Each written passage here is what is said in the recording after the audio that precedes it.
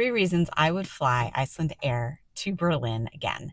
I'm Colleen. I'm a certified travel professional, and I'm going to tell you three reasons why flying from Seattle via Iceland Air to Europe is actually a really good choice. So, the first reason is that when you fly from Seattle Tacoma International Airport up to Reykjavik, it takes 7 hours. Most of the time, this means you're leaving in the early afternoon, evening Seattle time. When you land in Iceland, it is the early morning hours of the next day. Now, typically, you would still be flying if you were on a different airline. So it takes about 9 to 10 hours to fly through other cities in Europe.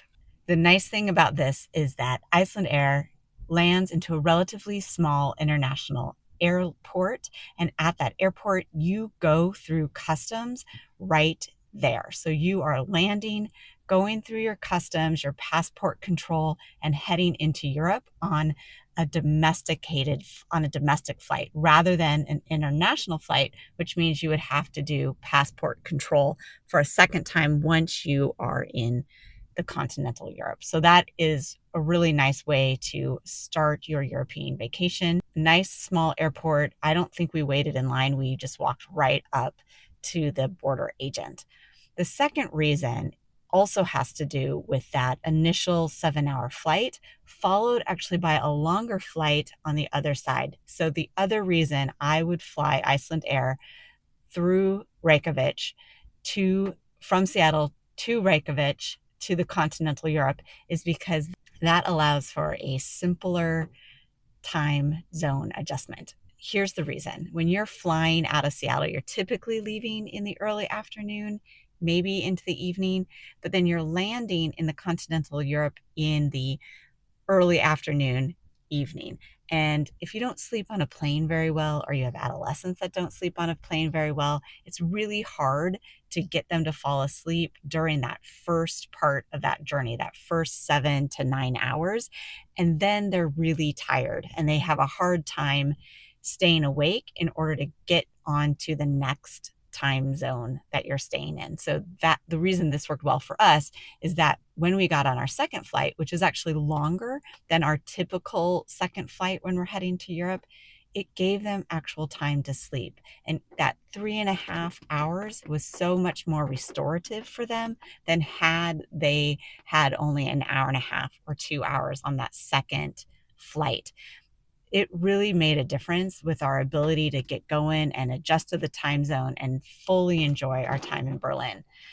Let's see, the third reason that I would fly Iceland Air actually has to do more with the return journey.